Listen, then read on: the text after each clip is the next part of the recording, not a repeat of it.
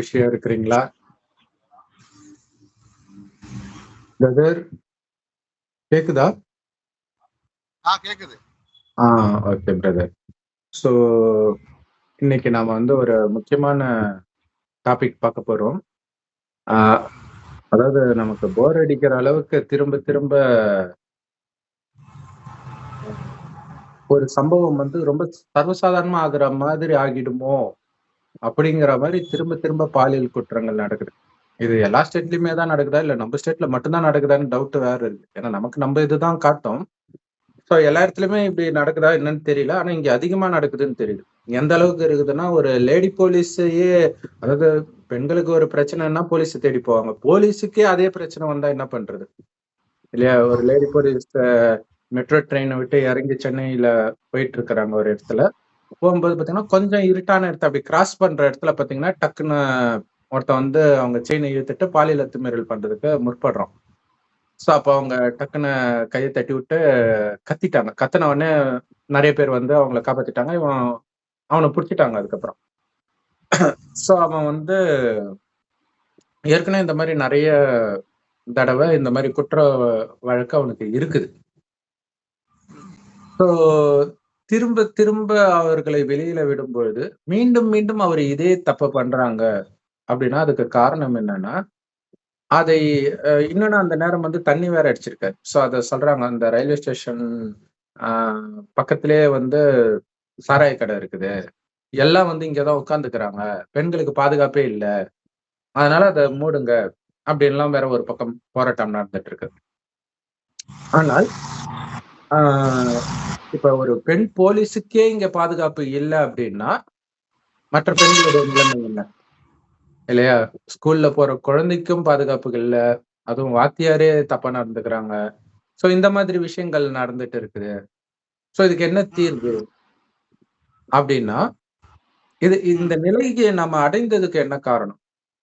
ஏன்னா இதுக்கும் ஒரு 2-3 சம்பவத்திற்குமே நெருங்கிய தொடர்பு இருக்குது. ஒண்ணு, ரன்வீர் அலாபாடியான்ட்டு ஒரு ஃபேமஸான யூடியூபர். அவர் வந்து ஆபாசமாக பேசினார் ஒரு ப்ரோக்ராம்ல. இந்தியாஸ் காட் லேட்டன்ட் அப்படின்ற ஒரு ப்ரோக்ராம்ல பயங்கர ஆபாசமா பேசி இருக்கிறாரு. ஸோ அது பெரிய சர்ச்சைக்குள்ளாகி அவர் மேல நிறைய கேஸ் போடப்பட்டு இன்னைக்கு சுப்ரீம் கோர்ட் சொல்லி இருக்குது,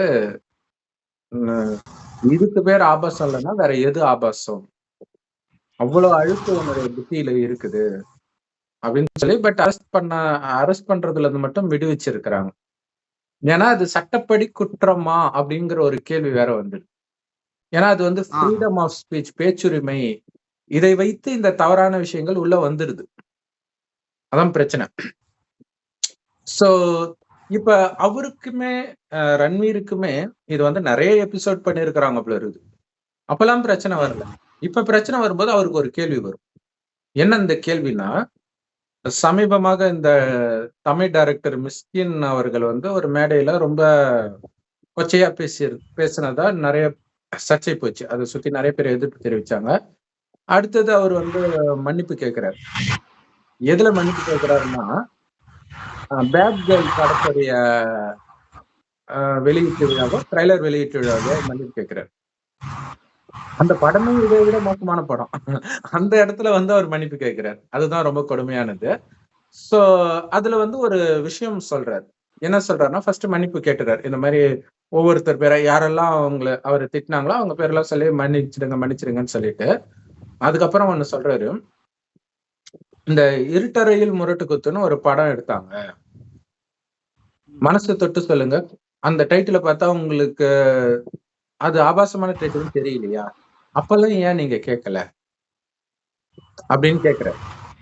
அதே மாதிரி இன்னும் நிறைய விஷயங்கள், ஏதோ ஒரு படம் சொல்லி அதுல கடைசியில முடியும் போது பயங்கரமா ஒரு கெட்ட வார்த்தை வருமா, அப்ப ஏன் நீங்க கேட்கல? சொல்ல மீன் பண்றது என்ன அப்படின்னா, அப்பெல்லாம் கேட்காம இப்ப ஏன் கேக்குறீங்க அப்படின்றது மேலோட்டமா ஒரு அர்த்தம் எடுத்தாலும், இன்னொரு அர்த்தத்துல அப்ப நீ கேட்டிருந்தானா அது தப்புன்னு எனக்கு தெரிஞ்சு நான் இந்த நிலைமைக்கு வந்திருக்க மாட்டேனே இல்லையா? ஒரு ராங் சைட்ல வண்டி போகுது. சின்ன ஊர்ல எல்லாம் வந்து ராங் சைடு ரைட் சைடு எல்லாம் பெரிய விஷயம் பார்க்க மாட்டாங்க இல்லையா? சின்ன ஊர்ல எல்லாம். பெரிய பெரிய ஊர்ல தான் கீப் லெஃப்ட் இதெல்லாம். சின்ன ஊர்ல அது ஒரு பெரிய விஷயமா இருக்காது.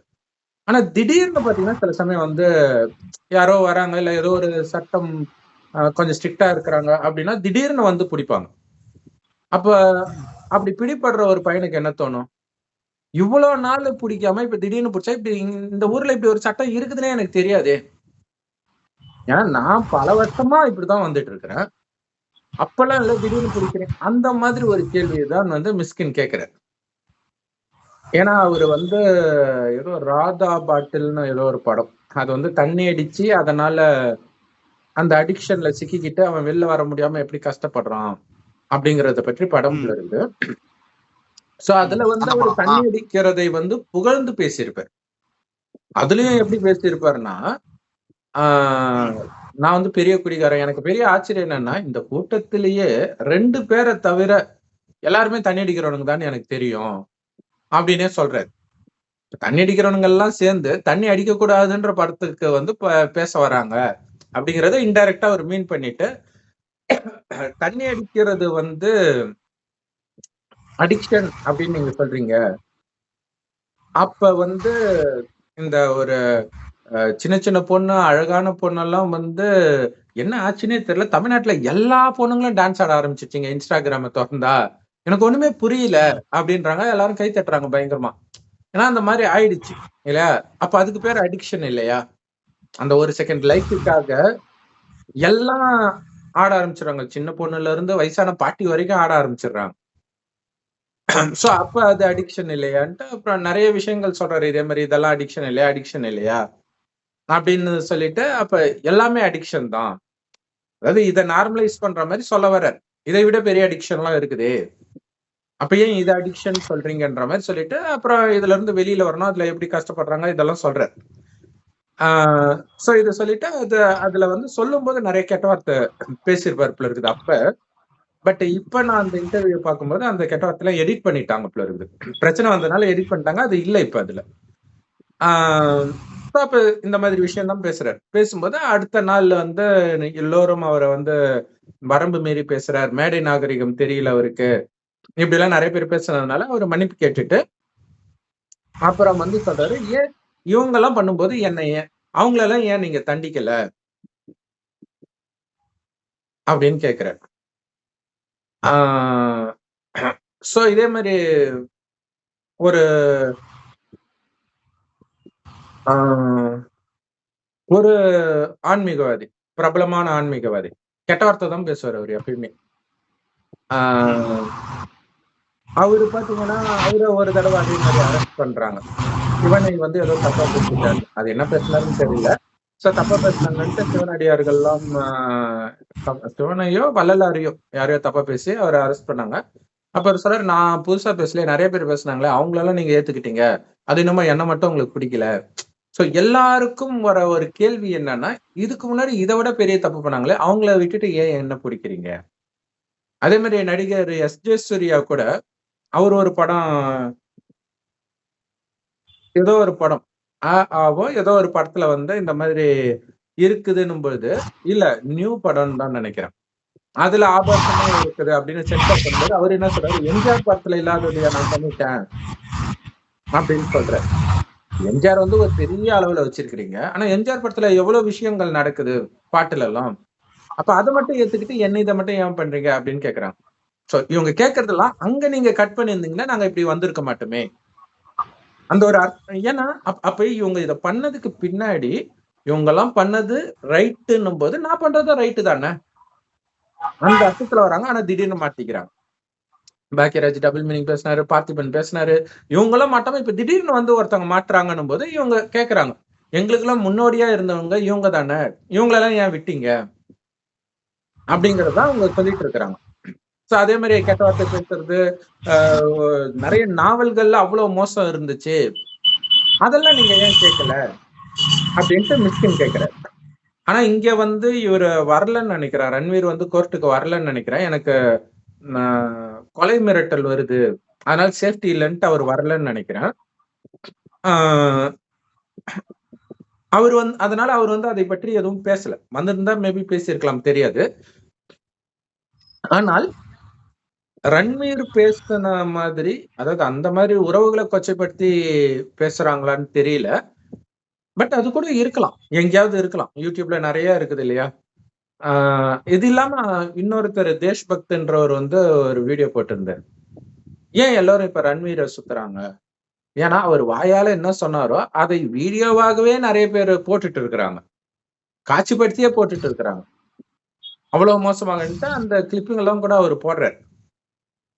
அப்ப ஏன் இவரை மட்டும் டார்கெட் பண்றாங்க? சோ அப்ப அந்த மாதிரி மோசமாக யூடியூப், ஃபேஸ்புக் இதெல்லாம் இன்ஸ்டாகிராம்லாம் இருக்கிறத பார்த்துட்டு தான் அவங்களுக்கு தைரியம் வந்து இதை போட்டிருப்பாங்க. அப்ப அதை ஏன் பண்ணல அப்படின்ற ஒரு கேள்வி வருது. இப்ப என்ன ஆயிடுச்சு அப்படின்னா, சுப்ரீம் கோர்ட் வந்து அரசாங்கத்துக்கு ஒரு கோரிக்கை வைக்குது. நீங்க இந்த யூடியூப் இப்ப டிவிக்கெல்லாம் வந்து அவங்க இஷ்டத்துக்கெல்லாம் ப்ரோக்ராம் போட முடியாது. அதுக்கு எப்படி இதுக்கு படத்துக்கு சென்சார் போர்டு இருக்கோ அதே மாதிரி அவங்களுக்கும் ஒரு கட்டுப்பாடுகள் இருக்கு.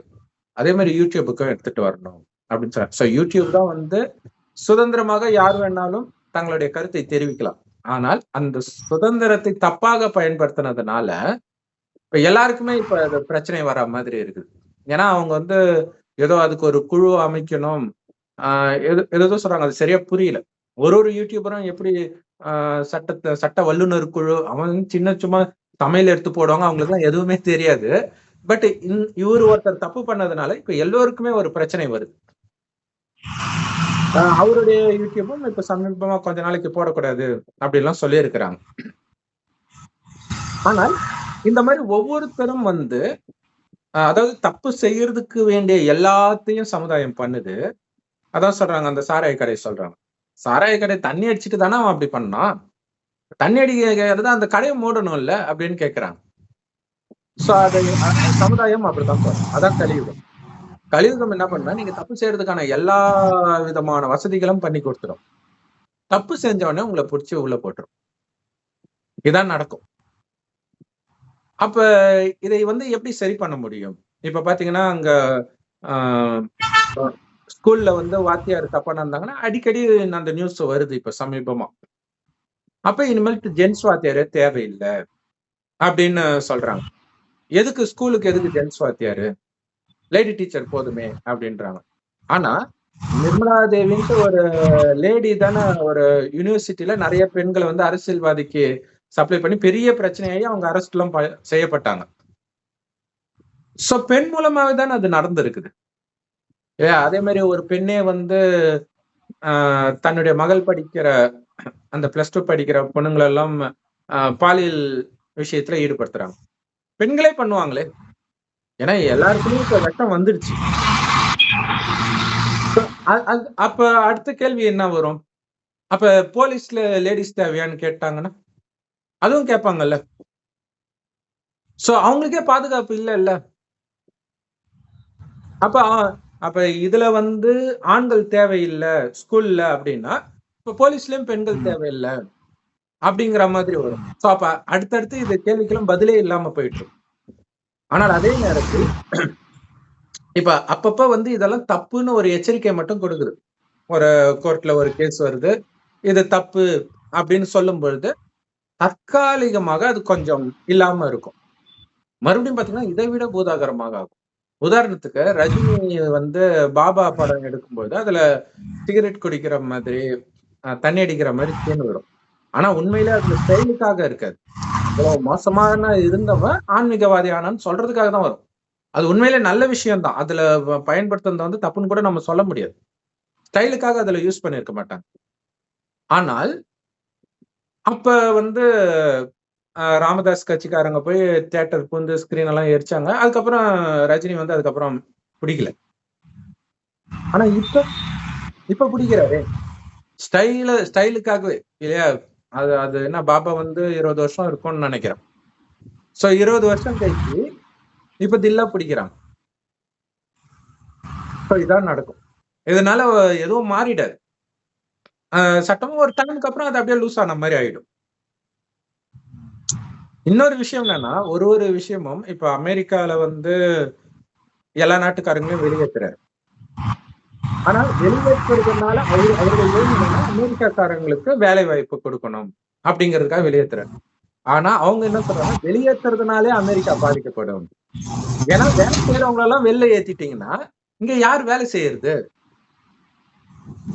அந்த மாதிரி நிறைய பிரச்சனைகளுக்கு இட்டுட்டு வந்து விட்டுரும். நாம இப்ப ஒரு சகோதரி சொல்றாங்க, ஒரு ஸ்கூல் ஹெச்எம் என்ன சொல்றாங்க, யாரோ எங்கேயோ ஒரு இடத்துல வந்து அடிச்சு ஒரு பையன் செத்துட்டான்றதுக்காக நீங்க அடிக்கவே கூடாதுன்னு என்னைக்கு சட்டம் போட்டீங்களோ அன்னைக்கே பசங்க கெட்டு போயிட்டாங்க அப்படின்னு சொல்றாங்க.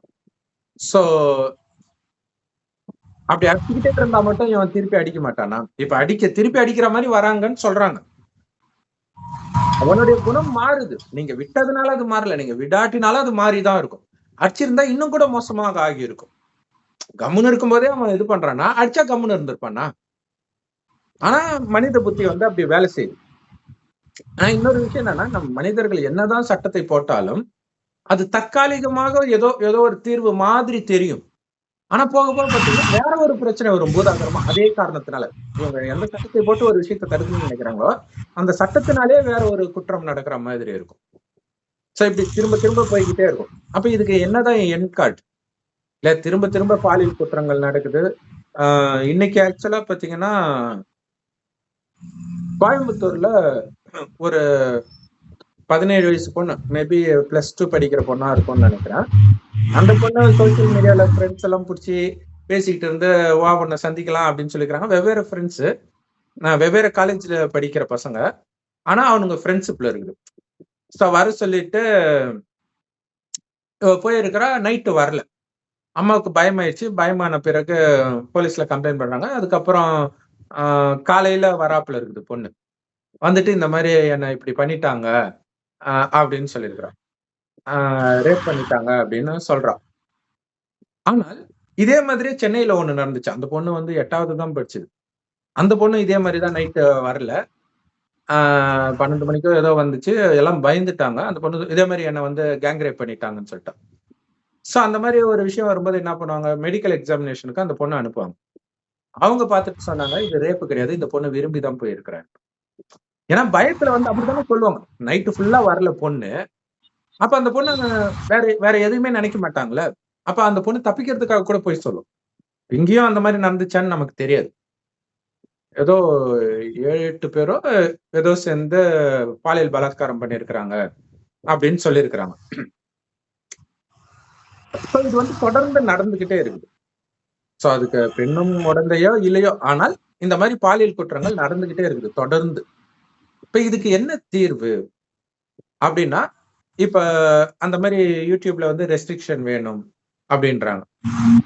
அப்ப ரெஸ்ட்ரிக்ஷன் பண்ணா சரியாயிடுமா அப்படின்னா, ஏன்னா ஒரு சில விஷயத்த ரெஸ்ட்ரிக்டே பண்ண முடியாது. டான்ஸ் ஆடுறது தப்பு இல்லைன்னுவாங்க. அப்ப டான்ஸ்ல வந்து அரைகுறையா தானே ஆடக்கூடாது. டைட்டா ட்ரெஸ் ஜீன்ஸ் போட்டு ஆடினாங்கன்னா எப்படியா இருந்தாலும் அந்த விகாரத்தை தூண்டுற மாதிரி இருந்தாதான் வியூஸ் போகுதுன்னும் போது அதுக்கேற்ற மாதிரி தான் அவங்களுமே டான்ஸ் ஆடுவாங்க. சினிமால அப்ப ரியாலிட்டி ஷோல வருதுன்னு கேட்பாங்க. ரியாலிட்டி ஷோலயும் ஆபாசமா தானே இருக்குது. டிவி சேனல்லயே சமையல் ப்ரோக்ராம்ல இருந்து எல்லாத்துலயுமே ஆபாசம் இருந்துகிட்டே இருக்கு. ஆனால் ஒரு விஷயம் மட்டும் தெரியுது, இதெல்லாம் இல்லைன்னா இவங்க மாறிடுவாங்கன்ற ஒரு விஷயம் மட்டும் மக்களுக்கு தெரியுது. கோர்ட்டும் அதை தான் சஜஸ்ட் பண்ணுது. ஆனால் அது அது எந்த இடத்துல கட் பண்றதுன்றது யாருக்கும் தெரியாது. இல்ல எம்ஜிஆர் பாட்டுலயே மோசமா இருந்துச்சுன்னு எஸ்.ஜே. சூர்யா சொல்றாரு. அது உண்மைதானே அது? இல்லையா? அந்த பாட்டுடைய அர்த்தமுமே மோசமா இருக்கும். அதுக்கப்புறம் வந்ததெல்லாம் கூட அந்த அளவுக்கு மோசமா இருக்காது. அவ்வளவு மோசமா இருக்கும். அத எம்.ஆர். ராதாவே சொல்லியிருப்பாரு. இப்ப இருக்கிற படங்கள்லாம் குடும்பத்தோட எவனாவது பாப்பானா? ஒண்ணு ரெட்டை அர்த்தம், 3 அர்த்தம் இருக்குதுன்ட்டு அப்பவே எம்ஜிஆர் காலத்து படத்தை பத்தி அவர் சொல்றாரு. அப்ப இன்னும் நாளுக்கு நாள் மோசமாதான் ஆகும். ஆனா இப்ப வந்து இறைவனுடைய ஞானத்தை கேட்கிறோம். பிரம்மகுமாரிகள் ஞானத்துல வந்து காமம் தப்புன்றாரு. அப்ப அதுல இருந்து நீங்க வெளியில வரணும்னா, நீங்க உங்கள உடம்புன்னு நினைக்கிறனால தான் இந்த பிரச்சனை. உங்கள ஆத்மான்னு உணருங்க. ஆத்மா பூர்வ மத்தியில நட்சத்திரம் மாதிரி இருக்கு. அந்த ஆத்மாவுடைய அப்பா தான் சிவபெருமான். அவரை தான் அல்லா பரமபிதான்றோம். அவர் செம்பொன் நிறமான ஒளி உலகத்தில் நட்சத்திரமா இருக்காரு. சோ அவரை நினைவு பண்ணிக்கிட்டே இருந்தீங்கன்னா ஆத்மாவுக்கு சக்தி வரும்னு கடவுள் சொல்றாரு. சோ ஆத்மாக்கள் எல்லாம் அங்கதான் இருந்தோம். உலகம் அழியும் போது எல்லாம் அங்கதான் போகணும். அழிவு கிட்ட நெருங்கிடுச்சு. பாக்குறோம் டெல்லியிலே நிலநடுக்கம் வந்து இருக்கு. இப்ப தமிழ்நாடு நிறைய இடங்கள் வந்து வரும் அப்படின்னு சொல்லி இருக்கிறாங்க. டெல்லி எல்லா பக்கமும் தமிழ்நாடு, கேரளா நிறைய இடங்கள்ல வந்து நிலநடுக்கம் வரும் இனிமேல்ட்டு அப்படின்னு கணிச்சிருக்கிறாங்க. இப்போ ரொம்ப பயங்கரமான 8, 9 ரிக்டர் அளவுல எல்லாம் வரும் அப்படின்லாம் சொல்லியிருக்கிறாங்க. அப்ப உலகழிவும் கிட்ட வருது. ஆனா அது ஏன் வருதுன்னா அதுல ஒரு காரணமும் இருக்குது. ஏன்னா மனிதர்களால செய்ய முடியாததை இப்ப இயற்கையை வச்சு கடவுள் பண்ண வைக்கிறார். என்ன பண்ண வைக்கிறாருன்னா, இப்ப இந்த ஆபாசமான விஷயத்தையே அவங்க பார்க்கவே இல்லைன்னு வச்சுக்கோங்களேன். டிவிலயோ இன்டர்நெட்லயோ எதுலையுமே பார்க்கவே இல்லைன்னு வச்சுக்கோங்களேன். அவங்களுடைய மைண்ட்ல இருந்து காமம் வெளியேறும். எப்படி அதை பார்க்க பார்க்க அவங்களுக்கு காமம் வருதோ அதே மாதிரி பார்க்காமலே இருக்க தானாகவே அதுல இருந்து வெளில வந்துருவாங்க. ஆனா எப்படி ஒரு பெண்ணை பார்த்தாலே அவனுக்கு காம உணர்வு வருது, அப்ப என்ன பண்ண முடியும்? முஸ்லிம் நாடுகள்ல, ஆப்கானிஸ்தான்ல என்னென்ன சட்டம் போட்டு இருக்கிறாங்க. ஒரு பொண்ணுடைய வாய்ஸ் கூட வெளில கேட்கக்கூடாது. அப்ப பொண்ணுடைய வாய்ஸ் கூட அவனை ட்ரிகர் பண்ணுது. அப்ப என்ன பண்ண முடியும்? அந்த மாதிரி உலகம் ஃபுல்லா சட்டம் எடுத்துட்டு வர முடியாது இல்ல. அப்ப அந்த அளவுக்கு மனிதன், ஆனா கரெக்ட் தான், பொண்ணுடைய வாய்ஸையே அவன் கேட்கலன்னு வச்சுக்கோங்களேன், காமத்தை விட்டு வெளில வர்றதுக்கு வாய்ப்பு இருக்கு. ஆனால் அவனுக்குள்ள ஏற்கனவே காமம் இருக்கனால அந்த நேரத்துலதான் ஓரின சேர்க்கை எல்லாம் வரும். அந்த மாதிரி ஒரு நிலை வந்தார். இதுக்காக தான் உலகழிவு நடக்குது. இந்த உலகழிவு வந்து எப்படி நடக்கும் அப்படின்னா, அங்கங்க குட்டி குட்டி தீவாயிடும். அப்ப குட்டி குட்டி தீவா இருக்கும்போது இன்டர்நெட், கரண்ட் எல்லாமே போயிடும் கடைசி நேரத்துல. சோ அது எந்த நேரமும் ஸ்டார்ட் ஆயிடும். சோ அப்ப பாத்தீங்கன்னா இன்டர்நெட் இல்ல, எதுவுமே இல்லைன்னு போது அவன் காமத்தை விட்டு புத்தி வெளியில வரும். ஆனா அதுலயும் ஒரு சிலருக்கு வந்து ரொம்ப அதுக்கு அடிக்ட் ஆனவங்களால வெளில வர முடியல அப்படின்னும் பொழுது அவங்க ஆண்கள் மட்டும் இருக்கிற இடத்துல பிரிக்கிற மாதிரி அல்லது பெண்கள் மட்டும் தனியா பிரிகிற மாதிரி இப்படி எல்லாம் பிரிக்கிறது நடக்கும். இயற்கையே அதெல்லாம் பார்த்துக்கும். அப்ப அங்கேயும் ஓரின சேர்க்கை வருது அப்படின்போது அதனால்தான் ஓரின சேர்க்கை பாவம் அப்படின்ட்டு மதங்கள் சொல்லப்படுறது. ஏன்னா அது தண்டனை கொடுத்துதான் இது வந்திருக்குது. அதையும் மீறி உன்னால காமத்தை விட முடியலன்றதுனால ஓரின சேர்க்கை வருது. அப்ப அதுல இருந்தும் காப்பாற்றணும் அப்படின்னா என்ன பண்ணணும்? தனியா அவனை பிடிச்சி, இல்லையா ஒரு பெரிய குற்றம் பண்ணா ஜெயில தனியா போடுவாங்கன்னு, ஒரு ரூம்ல போட்டு பூட்டிடுவாங்க அப்படின்ட்டு. அந்த மாதிரி தனிமை சிறை மாதிரி தனியா மாட்டுவாங்க. தனியா ஒரு தீவுல ஒரு ஆணோ அல்லது ஒரு பெண்ணோ மட்டும் தனியா இருக்கிறாங்க. ஒரு ஆண் மட்டும் இருக்கிறான். எப்படி இருக்கும்? அவனுக்கு பயம் இருக்காது, சுத்தி கடலு, கரண்ட் கிடையாது, எந்த விஷ ஜந்துவும் வரலாம், அவனால நிம்மதியா தூங்க முடியும். ஒண்ணும் இல்ல, நம்ம நைட்டு வந்து கட்டில்ல படுத்துட்டு இருக்கும் போதே நைட்டு பாம்பு வர மாதிரி கனவு வந்துச்சுன்னு வச்சுக்கோங்களேன். நீங்க கட்டில தான் இருப்பீங்க, மாடி வீட்டுல வேற இருப்பீங்க, சேஃப்டியா இருக்கிறதெல்லாம் இருக்குது. ஆனாலும் உங்களுக்கு ஏதோ இங்க பாம்பு இருக்குதோன்னு அந்த தூக்கமே வராது உங்களுக்கு. பிரம்மகுமாரிகள்ல இறைவன் வந்து 4 மணிக்கு எழுந்து இறைவனை நினைக்க சொல்றாரு இல்லையா? பெரும்பாலும் அந்த பாம்பு கனவை வச்சுதான் எழுப்புவாரு இல்லையா? அந்த கனவு வந்துருச்சுனாலே பயந்துட்டு அது ஒரு டிஸ்டர்ப் ஆயிடும்.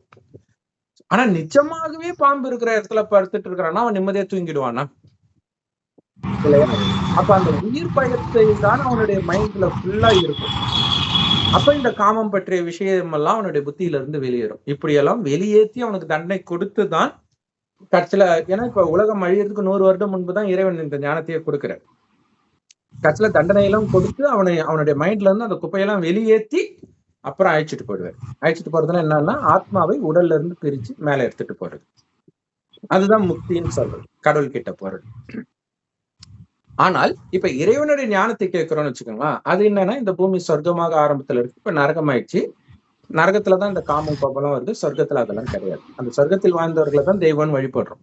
சோ அந்த மாதிரி நீங்க தேவதைகளாக இப்ப ஆகணும், அந்த குணத்தை நிரப்பிக்கணும்.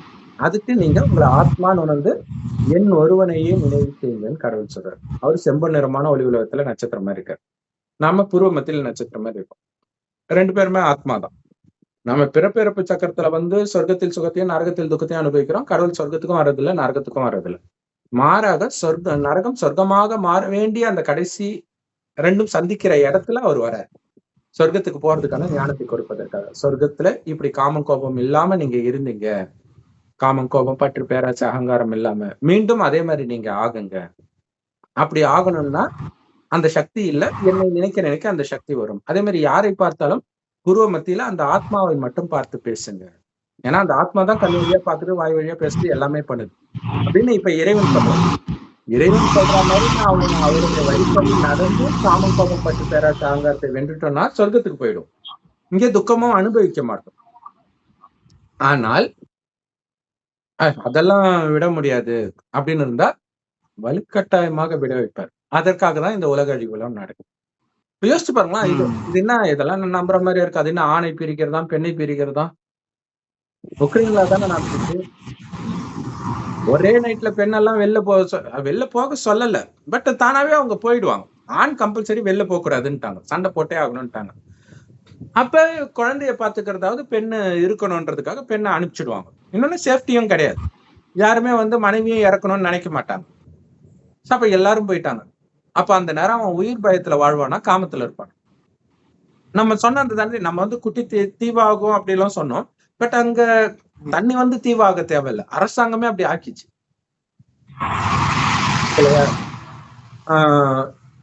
இந்த மாதிரி எல்லாம் மாட்டோம். அதே மாதிரி இப்ப முஸ்லிம் நாடுகள்ல ஈரான்ல பாத்தீங்கன்னா 13 வயசா திருமண வயதை குறைச்சிருக்கிறாங்க.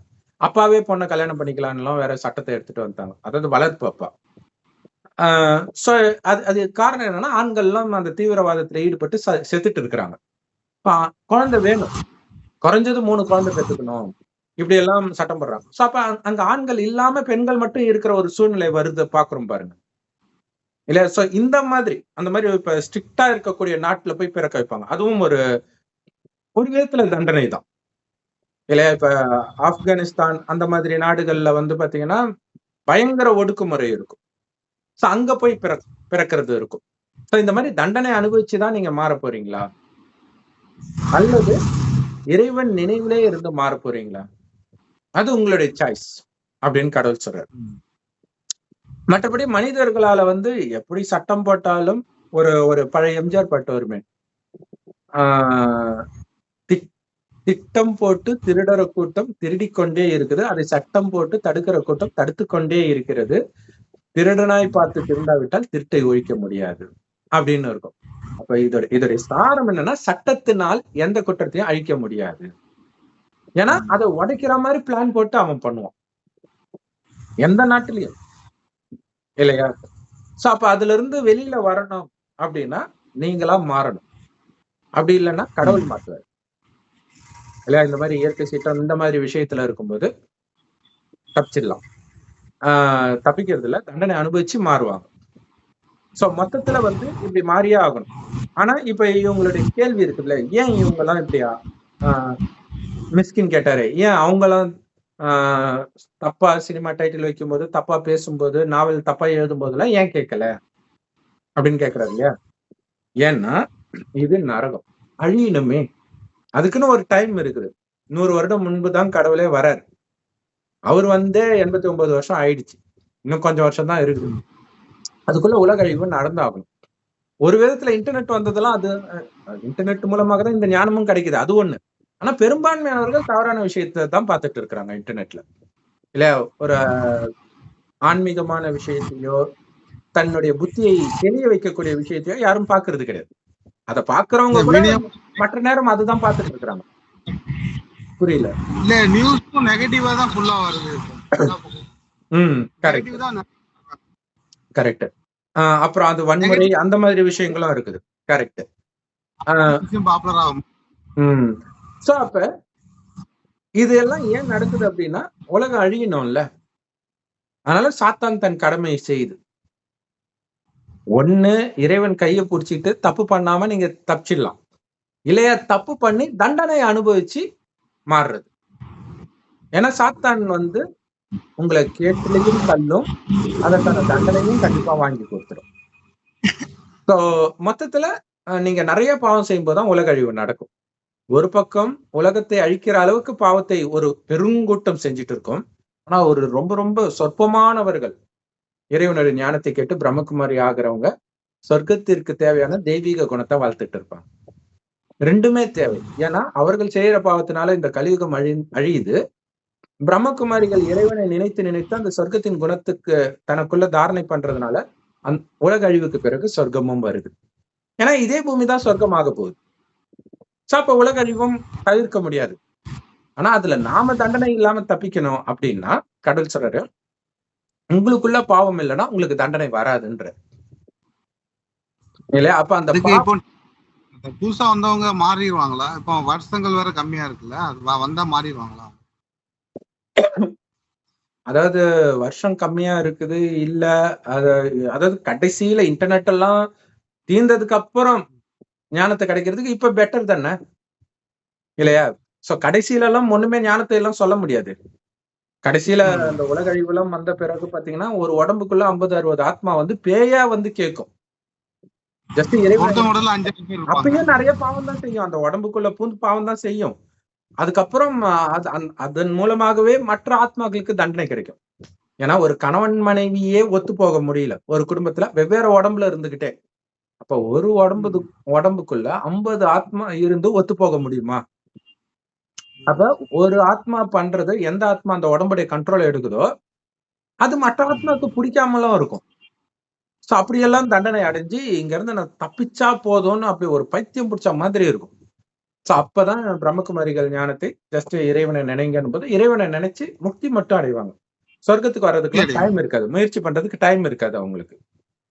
சோ இதை புரிஞ்சுக்கணும். அதனால இவங்க பண்ணாங்களே அவங்க பண்ணாங்களே, ஆமா மனித வழி உங்களை தப்பான வழியில் தான் அழைத்து செல்லும். டான்ஸ் ஆடுறது தப்புன்னு ஒருவேளை சினிமால சட்டம் போட்டிருந்தாங்கன்னு வச்சுக்கோங்களேன், இந்த தப்பு நடக்காம இருந்துரும். ஆனா அதுவும் ரேப்புன்ற பேர்ல காட்டி இருப்பாங்க.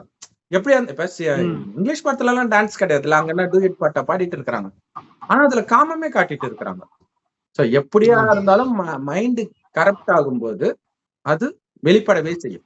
அதனாலதான் கடவுள் சொல்றாங்க, அந்த குப்பையெல்லாம் பார்க்காதீங்க, அவ்வளவுதான், பார்க்காதீங்க, முடிஞ்சு போச்சு. ஏன்னா மிஸ்கின் சொல்றாரு, சினிமா வந்து பார்க்கணும், இதுலதான் மனிதன் திருந்துவான். அவரு இருக்கிறத நான் தான் நம்பர் 1 குடிகாரன்ற. அவரு ஃபர்ஸ்ட் படத்துல குடிக்கிறத பத்தி பாட்டே வச்சார். கண்ணதாசன் காரக்குடி அப்படின்ட்டு ஏதோ ஒரு பாட்டு வரும் இல்ல, ரொம்ப ஹிட்டா இருந்துச்சு. அப்ப வந்து ஆக்சுவலா பாபா படத்துக்கு பிரச்சனையாகி சில வருடங்களே அந்த படம் வந்துச்சு. எப்படி என்டர் ஆகுது பாத்தீங்களா சேஃப்டியா? அதுல தண்ணி அடிக்கிறது காட்டுவாங்களான்னு தெரியல, பட் ஆனா அந்த பாட்டு அப்ப ப்ரொமோட் பண்ணுது இல்ல. சோ எத்தனை தடவை சட்டம் போட்டாலும் நீங்க ஸ்மோக்கிங் இஸ் இன்ஜூரியஸ் டு ஹெல்த்னு கீழே போட்டுட்டு தண்ணி அடிக்கிறத காட்டலாம், அப்படி வந்துருச்சு. ஏன்னா அவன் கதையும் அதை மீறி அவனால யோசிக்க முடியாது. இப்ப என்ன நடக்குதோ அதை தானே அவன் எடுக்க முடியும். அவனும் அது மட்டும் தானே அவன் மைண்ட்ல இருக்குது. ஆத்மா சக்தி இழந்ததுனால வெளியே உள்ள போதைக்கு தேடிட்டு இருக்குன்னு சொல்றீங்க. கண்டிப்பா. சோ அப்ப அதுல இருந்து புத்தியை விளக்கணும் அப்படின்னா அதையெல்லாம் நீங்க பார்க்காம இருங்க. இல்லாட்டினா நீங்க பார்க்க அந்த விஷயம் உள்ள போயிடும். அந்த விஷயம் வெளியில வர்ற வரைக்கும் நீங்க அடி வாங்க வேண்டியதா இருக்கும். கடைசியில அது தேவையா உங்களுக்கு? அந்த விஷயத்தையே ஏத்திக்கலன்னா தப்பிடுவீங்கல்ல. அதுதான் கடவுள் சொல்றாரு. ஏன் இந்த கலியுகத்தின் விஷயத்த பார்க்காதீங்க, கேட்காதீங்க, நினைக்காதீங்கன்னு கடவுள் சொல்றாருன்னா, மீண்டும் நீங்க இந்த கலியுகத்துல பிறக்க கூட கூடாது. இன்னும் இருக்கிற ரொம்ப கொடூரமாயிடும். சோ இதோட சொர்க்கத்துலதான் நீங்க பிறக்கணும். அதற்காக தான் அந்த சொர்க்கத்தின் குணத்தை இப்பயே நீங்க எடுத்தீங்கன்னா அதே மாதிரி உள்ள நபர்கள் தான் உங்க தொடர்புல வருவாங்களே தவிர மோசமானவர்கள் உங்க தொடர்புல வரமாட்டாங்க.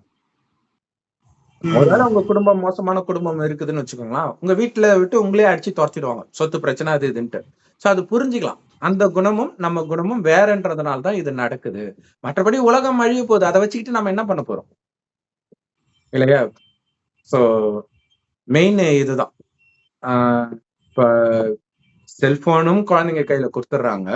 அந்த பொண்ணு வந்து இவ்வளவு நாள் இத்தனை பேரோட ஃப்ரெண்ட்ல வச்சு பேசிக்கிட்டு இருக்குது, அதையெல்லாம் அனுமதி கொடுக்காங்க. இன்னொன்னு என்னன்னா, குழந்தைங்களும் கேட்கறது கிடையாது அப்பா அம்மா சொல்றது இல்லையா? இன்னொன்னு என்னன்னா, அப்பா அம்மா 2 பேரும் ஒரே மாதிரி சொல்றதும் கிடையாது. அப்பா அது தப்புன்னு தடுத்தா அம்மா சப்போர்ட் பண்ணுவாங்க. அதெல்லாம் இல்ல, குழந்தைக்கு என்டர்டைன்மெண்ட் வேண்டாமா, அந்த காலத்துல நம்ம வெளில போனோம், இப்ப எங்க வெளில அனுப்ப முடியுதுன்னுவாங்க. அதாவது அம்மா ஸ்ட்ரிக்டா இருந்தாங்கன்னா அப்பா அதெல்லாம் தப்பு இல்ல, அது போட்டு இல்லைன்னு குழந்தை மென்டல் ஆயிடும். சாத்தான் அதோடைய வேலையை கரெக்டா பண்றான் இல்லையா? யாரையுமே காப்பாற்ற முடியாது, அவங்கவுங்க தன்னை காப்பாத்திக்கிட்டாதான் உண்டு. இந்த ஞானத்தை நம்ம கொடுக்கிறோம். பிரம்மகுமாரிகளாக ஆகிற எத்தனை பேர் வீட்டுல அவங்க வீட்டுல இருக்கிறவங்களே இந்த ஞானத்தை எடுத்துக்கிறாங்க. ஏன்னா உங்களுடைய பாவம் எடுக்க விடாது, உங்களையும் அதை ஃபாலோ ஒரு பண்ண சில விடாது. ஆனா அதையும் மீறி நீங்க தான் இறைவன் நினைவுல இருக்கணும். அதை யாரும் தடுக்க முடியாது இல்ல. இறைவன் நினைவுல இருக்க இறைவன் கொடுக்கிற ஞானமாகிய முரளியை கேட்டுக்கிட்டே இருக்கணும். அது எல்லா பிரம்மகுமாரிகள் ராஜயோக தியான நிலையத்திலும் முற்றிலும் இலவசமா கிடைக்குது. அதோடைய சாரம் தான் உங்களை ஆத்மான்னு வந்து ஆத்மாவின் தந்தை சிவனை நினைவு பண்ணிக்கிட்டே இருக்கணும். அவரை தான் அல்லாஹ் பரமபிதான்றாங்க. கடவுள் ஒருத்தர் தான். எந்த அளவுக்கு அவரை நினைக்கிறீங்களோ அந்த அளவுக்கு ஆத்மா தூய்மையாகும். எந்த அளவுக்கு தூய்மையாகுதோ அந்த அளவுக்கு அழுக்கான ஆத்மா உங்க தொடர்புல உடம்போடவும் வர முடியாது, உடம்பு இல்லாமலும் வர முடியாது. அப்ப அதுதான் உங்களுக்கு பாதுகாப்பு. ஏன் பஞ்ச தத்துவம் கூட உங்களுக்கு துக்கத்தை கொடுக்க முடியாதுன்ற. ஏன்னா பாவம் செய்யக்கூடிய எண்ணத்தை ஃபுல்லா விட்டாச்சு. எல்லாரும் நல்லா இருக்கணும்ன்ற ஒரு எண்ணம் மட்டும் தான் இருக்குது அப்படின்னா அது வராது. இப்படி என்ன இருக்க போய் அங்க உள்ளவங்க அந்த மாதிரி மக்கள் நம்ம கூட வந்துருவாங்க. கண்டிப்பா அந்த பாவம் நம்ம கிட்ட இல்லைன்னா அவங்க நம்ம கிட்ட வர முடியாது. அதுதான் கண்டிப்பா. சொல்லுவாங்க. மிஸ்கின் வந்து அதுக்கு முன்னாடியே ஒரு மேடையில பேசினார். கெட்ட வார்த்தை பேசி பழகுங்க, அது நார்மல், அத பாருங்க. இவரு பேசுறாராம், அதனால எல்லாரும் பார்க்கணுமா அத? அப்ப அதுவும் தப்புன்னு யாராவது சொன்னாதான் அவருக்கு புரியும் போல இருக்கு. ஏன்னா அவங்க வளர்ற சூழ்நிலை அதான் அங்க விஷயமே. மைக் டைசன் அதான் சொன்னார், ரேப் பண்ணிட்டு ஜெயிலுக்கு போயிட்டு வந்து சொல்றாரு, நான் வளர்ந்த சூழ்நிலையில பிராஸ்டியூஷன் தப்பு கிடையாது, வழிப்பறி கொலை தப்பு கிடையாது, ஆனா வெளியில வந்து பார்த்தா சமுதாயம் வேற மாதிரி இருக்குது.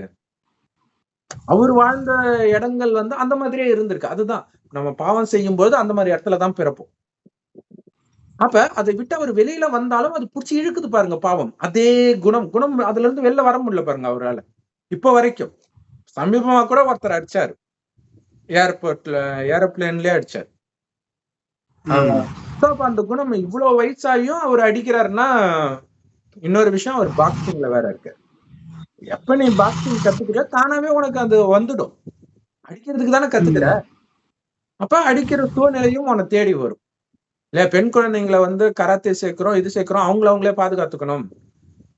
அப்படி மிருக குணத்தை விதைச்சிட்டாலே மிருகம் தான் தேடி வரும். இதை விட மிருகம் வரும். மாமிச உணவு ஒரு பக்கம் காரணமா இருக்குது.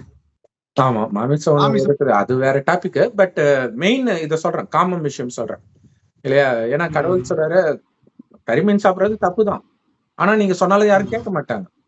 காமத்தை விடுங்கன்னு சொல்லுங்க. ஏன்னா காமத்தை விட்டா புத்தி வேலை செய்யும். புத்தி வேலை செய்யும் போது இது தப்புன்னு தெரிஞ்சிடும். ஆனா அதையும் விட மாட்டாங்க. கடைசியில விட வைப்பார். கரிமீன் சாப்பிடுறதையும் விட வைப்பார். எதுவுமே கிடைக்கலன்னா என்ன பண்ணுவான், புல்லுதான் சாப்பிடுவான்றார் கடவுள் கடைசியில. சோ அந்த நிலையெல்லாம் வரும். சோ அதை முன்கூட்டியே நம்ம எச்சரிக்கை கொடுக்கும் பொழுது கடைசியில சொல்றாரு, கோடீஸ்வரனுக்கு கூட கோடி ரூபாய் கொடுத்தாலும் ஒரு கை சாப்பாடு கிடைக்காதுன்ற. ஏற்கனவே சென்னையில வெள்ளம் வந்தபோது அதுதானே நடந்துச்சு, இன்னும் போக போக நடக்கும். சோ இப்ப இந்த வீடியோவை பார்த்துட்டாங்க அப்படின்னா அந்த நிலைமைக்கு போகும்போது ஞாபகம் வரும்ல, இதை ஒருத்தன் சொன்னானே இறைவனை நட்சத்திரம் மாதிரி நினைக்க சொன்னானே. அப்படியே கொஞ்சம் அப்படி தலையை கொஞ்சம் இப்படி இப்படின்னா இருங்க, பின்னாடி ஏதோ சிகப்பா இருக்குங்க தலைக்கு பின்னாடி, அந்த லைட்டு சொல்றேன். அப்படி இறைவனை நினைக்கணும். அங்க பின்னாடி ஏதோ டிரான்ஸ்பார்மரா ஏதோ ஒண்ணு, அங்க சிகப்பு லைட் இருக்கு இல்லையா, அந்த மாதிரி இறைவன் இருக்கிறார். ஏன்னா இந்த காட்சியாக சொல்லும் போது அவங்க மைண்ட்ல டக்குனு நிற்கும். அதுக்காக தான் சொல்றேன், நான் வெறும் ஒளிப்புள்ளி, இறைவன் ஒரு ஒளிப்புள்ளி. இறைவன் எப்பவுமே தூய்மையா இருப்பார், அதான் சதாசிவம். எப்பவுமே தூய்மையா அவருடைய குணம் அப்படியே இருக்கு. நாம சொர்க்கத்தில் நாராயணனாக இருக்கிறோம், அடுத்தது மறுஜன்மம் எடுத்து நம்மளுடைய குணம் மோசமாக ஆகுது, மீண்டும் ஸ்ரீ நாராயணன் ஆகணும். அதுக்குதான் இறைவனே நினைச்சு தூய்மையாகுங்கள். சொர்க்கத்துக்கு வர ஆசை இல்ல அப்படி இப்படின்னாலும் இங்க நரகத்துல அனுபவிக்கிற துக்கத்துல இருந்தாவது நீங்க தப்பிக்கணும்ல, அதுக்காகவாது நினைக்கணும். கட்டில அதுக்குதான் நினைப்பாங்க எல்லாரும். இப்பவே நினைச்சா சொர்க்கத்துக்கும் வந்துடலாம், துக்கத்துல இருந்தும் தப்பிச்சிடலாம். ஏன்னா ஆல்ரெடி நரகத்துலதான் இருக்கிறீங்க, வேற எங்கேயோ நரகம் இல்ல. இப்ப அனுபவிக்கிற கஷ்டத்தை விட ஒரு கஷ்டம் இருக்கும்னு எதிர்பார்க்கறீங்களா? இதுதான் வரும் பாருங்க. இன்னும் வரும், பயங்கரமா வரும். இன்னைக்கு திரும்புற பக்கம் எல்லாம் பாத்தீங்கன்னா மனவியாதி இருக்குது குழந்தைங்களுக்கு. அதாவது நல்லாவே இருக்கிற குழந்தை கூட அந்த +1 +2 காலேஜ் அந்த டைம்ல வந்து மனவியாதி வர ஆரம்பிச்சிடும். ஏன்னா அந்த வயசுலதான் வரும். ஏன் வரும்னா அந்த காமத்துல சம்பந்தப்பட்ட விஷயத்துல ஈடுபடும் போது அதை பாக்குறதோ பேசுறதோ ஏதோ அந்த நேரம் ட்ரிகர் ஆயிடும். லவ் பாட்டே கேட்டுட்டு இருந்தாலும் ட்ரிகர் ஆயிடும். அப்ப எவ்வளவு பெரிய எதிரி இந்த காமம்னு பாருங்க இல்லையா. சோ இந்த கெட்ட வார்த்தை பேசுறது வந்து அந்த இடத்திலே இருந்து அவரு சில வார்த்தைகளை பேசுவார் மிஸ்கின். அதுல இருந்து வெளியிலே வர முடியாது அவ்வளவு சீக்கிரம். தண்ணி அடிக்கிற மாதிரி அதுவும் ஒரு பெரிய அடிக்ஷன். சோ அப்ப அதுல அவரை கெடுத்தது யாரோ அது வேற விஷயம். ஆனா அவரு எத்தனை பேரை கெடுக்கிறார்? யாரும் சினிமா பாக்குறது இல்ல. பட் யூடியூப்ல வருதே, சரி என்னமோ இவர் பெரிய ஆளுன்றாங்களே, சரி என்னதான் பேசுறாரு, ஏதாவது ஒரு படம் பார்த்திருக்கலாம் இல்லையா? நான் கூட 5வதே பார்த்திருக்கிறேன். அப்ப வித்தியாசமா எடுத்திருக்கிறாரு அப்படின்னு தோணுச்சு. So, அப்ப சரி அவரு எப்படிதான் பேசுறாருன்னு ஒரு ஆர்வம் வரும்ல. அப்ப அதுல இந்த மாதிரி மோசமாலாம் பேசும்பொழுது அவனுடைய மனசுல என்ன வரும்? ஓ, மோசமா பேசுறாரு ஆனா நல்ல படம் எடுக்கிறாரு, அப்ப இதுக்கு அவருக்கு சம்பந்தம் இல்ல போல இருக்கு அப்படின்ட்டு அதை கிரகிக்க ஆரம்பிப்பாங்க. ஏன்னா ரஜினி சிகரெட் குடிக்கிறாருல்ல, அவர் நல்லவரு, நல்ல ஆன்மீகவாதி, நல்லா பேசுறாரு, அப்ப சிகரெட் குடிச்சா தப்பு இல்ல. ரெண்டுத்தையும் லிங்க் பண்ணிக்கும் மனசு. ஏற்கனவே எல்லாம் அடிக்ட் ஆகிருக்கிறாங்க, எங்க பார்த்தாலும் போதைப் பொருள் அது இதுன்ட்டு இருக்குது. இதுல இதையும் பண்ணிட்டு இருந்தா அதான் முக்கியமான விஷயம். சரி, ஓகே. ஆக்சுவலா இத தொட்டா இன்னும் நிறைய போய்கிட்டே இருக்குது. சரி, ஓகே பிரதர். சோ இறைவனடிகளும் எல்லா பிரம்மகுமாரிகள் ராஜ்ய விஞ்ஞான நிலையத்திலும் முற்றிலும் இலவசமாக இருக்குது. யூடியூப் வெப்சைட்ஸ்ல இருக்க அதோட லிங்க் இந்த வீடியோ டிஸ்கிரிப்ஷன்ல இருக்கு, அவசியம் பார்த்து. இன்னொரு விஷயம் என்னன்னா, ஒரு இப்ப ஒரு பொண்ணு வந்து போட்டிருக்கிற ட்ரெஸ் கவர்ச்சியா ஆண்களுக்கு மட்டும் இல்ல, பெண்களுக்கும் தான் தெரியுது. அவங்களே முகம் சுளிக்கிறாங்கல்ல, அப்ப எப்படி ஒரு பொண்ணுக்கு வந்து தெரியாதுன்னு சொல்ல முடியும் இல்லையா? அப்ப வேணும்னு தானே அப்படி போடுறாங்க. அது ஒரு அவசரம். ரொம்ப மாடர்ன் ட்ரெஸ்ல இப்போலாம் ட்ரெஸ் ரொம்ப கல்ச்சர்லாம் மாறிட்டு ரொம்ப மாடர்ன் ஆயிட்டாங்க. கண்டிப்பா. அப்ப இந்த மாதிரி ஒரு பொண்ணு பின்னாடி, அதாவது எந்த பொண்ணு இந்த மாதிரி ட்ரெஸ் பண்றாங்களோ அதே மாதிரி ட்ரெஸ் போடுற வேற ஒரு பொண்ணு பின்னாடி உங்க அப்பாவோ உங்க சகோதரனோ போய் விழறத நீங்க விரும்புவீங்களா? அதை யோசிக்கணும். எல்லாருமே சகோதரன் சகோதரி தானே, அதை புரிஞ்சுக்கணும். ஒரு டாக்டர் சிஸ்டர் வந்து Facebookல போடுறாங்க போஸ்ட், என்னன்னா தயவு செய்து ரீல்ஸ் போடாதீங்க சகோதரிகளே இந்த மாதிரி ஆபாசமா. ஏன்னா உங்களுடைய சகோதரியோ அம்மாவோ குழந்தையோ அங்க கற்பழிக்கப்படுறா இதை பார்த்து, அதனால உணர்வு தூண்டப்பட்டு. ஏன்னா இப்ப அவன் தண்ணி அடிக்கும் போது என்ன ஆகுனா, அவன் மைண்ட்ல என்ன இருக்குதோ அந்த எண்ணங்கள் அதிகமாக வரும். சோ அப்ப இந்த மாதிரி ரீல்ஸ் இதையே பார்த்துக்கிட்டு இருந்தாலே அவன் வந்து ஆபாச படமும் பார்க்க தேவையில்ல, ரீல்ஸ் பார்த்தாலே போதும், அவனுடைய மைண்ட் கரெக்ட் ஆயிடும். அப்ப அவன் தப்பு பண்றதுக்கு அது ஒரு காரணமா இருக்குது இல்ல. பட் ஆனா இதை வந்து கவர்மெண்ட் தடுக்க முடியாது, நீங்க தான் தடுத்துக்கணும். சோ இந்த மாதிரி பெண்களுக்கு சொல்றாங்க, ரீல்ஸ் போடாதீங்க சகோதரிகளே இந்த மாதிரி ஆபாசமாக. அது மாதிரி சகோதரர்களுக்கு தயவு செய்து அதை பார்க்காதீங்க, போட்டாலும் போட்டீங்கன்னா உங்களை அறியாமல் நீங்க தப்பு பண்ணிடுவீங்க. அவங்களுக்கு தெரியுது பாருங்க. இத வந்து அவங்க மாத்திக்கிட்டாதான் உண்டு இல்லையா? இவங்க இப்படிதான் ட்ரெஸ் போடணும்னு நம்ம சொல்ல முடியாது இல்ல. அப்ப நம்மளுடைய பார்வை அந்த பக்கம் போக கூடாது, அவ்வளவுதான். அந்த மாதிரி ட்ரெஸ் போட்டு இருந்தாங்கன்னா அவங்க ஒரு அருவருப்பானவர்கள் இப்படி திரும்பிக்க வேண்டியதுதான் நீங்க. ஏன்னா இந்த மாதிரி கவர்ச்சி மாட்டாம இருக்கு என்ன செய்யலாம்? நிறைய பேர் இந்த கவர்ச்சியில தான் மாட்டாங்க. பார்த்தாதானே, அதாவது ஒண்ணு நீங்க ஆத்மாவை பார்த்துக்கிட்டு இருந்தீங்கன்னா சக்தி வரும், அந்த சக்தி வர வரைக்கும் அதை பார்க்காதீங்க, திரும்பிடுங்க, முடிஞ்சு போகும், அவ்வளவுதான். அதுக்கப்புறம் ஆத்மாவுக்கு சக்தி வர வர அதுக்கப்புறம் கொஞ்சம் கொஞ்சமா உங்களுக்கு சக்தி வந்துடும். ஏன்னா கடைசி நேரத்துல இதை விட மோசமாக உலகம் மாறும். ஆரம்பத்துல வந்து ஆடை இல்லாம மனிதன் தெரிஞ்சான்றதுலாம் சுத்த போய், ஆரம்பத்துல அவ்வளவு அழகான ஆடைகளுக்கு லட்சுமி நாராயணனுடைய ராஜ்யம் நடந்தது. ஆனா அவங்க சொன்னதெல்லாம் கடைசியில நடக்க போகுது. சோ அப்ப உங்களுடைய ஆத்மா தூய்மையா இருந்துச்சு அப்படின்னா அந்த மாதிரி தவறான நபர்கள் தவறான நோக்கத்துல உங்க தொடர்புலயே வர முடியாது. ஒண்ணு நீங்களே அந்த மாதிரி ட்ரெஸ் போடலனாலே உங்க தொடர்புல வரமாட்டாங்கல்ல, அப்படி அது ஒண்ணு இருக்குது இல்ல. ஏன்னா எல்லாருமே நிறைய பாவம் செஞ்சுட்டு தான் வந்திருக்கிறோம் பல ஜென்மமா. அதுக்கான தண்டனை கொடுக்க எப்ப எந்த ரூபத்துல வரும்னே தெரியாது. அப்ப இந்த மாதிரி ஒரு ஆபாச ட்ரெஸ் எல்லாம் போட்டுட்டு இருந்தீங்கன்னா அந்த ரூபத்துல கூட வந்துடும் அது.